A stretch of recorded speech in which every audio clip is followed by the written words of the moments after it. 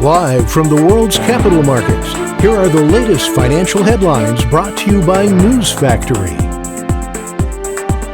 Hello and welcome to Friday's Daily Financial Report. The dollar-yen pair made a minor upwards correction in the last session, gaining 0.1%. The ROC is giving a positive signal. The Bitcoin-dollar pair dropped 0.7% in the last session, after rising as much as 2.9% during the session. According to the CCI, we are in an overbought market. The gold gained 0.8% against the dollar in the last session. The MACD is giving a positive signal. The oil-dollar pair skyrocketed 1.9% in the last session. The stochastic indicator is giving a positive signal. And now let's hear what our chief analyst picked up for us today.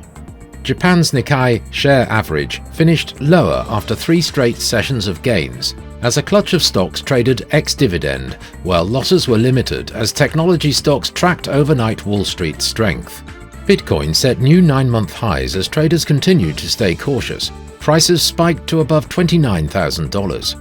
The US dollar and euro steadied as concerns over the banking sector receded, while investors switched focus to inflation for more hints on central banks' next rate moves. Those were today's major economic events, and now moving on to world financial headlines.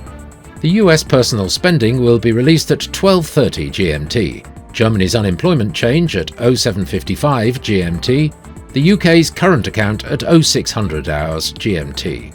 The UK's gross domestic product will be released at 0600 hours GMT, the US personal income at 12:30 GMT, Japan's annualized housing starts at 0500 hours GMT. We hope that you've enjoyed Friday's Market Outlook. On behalf of all of us here, we wish you a productive trading day.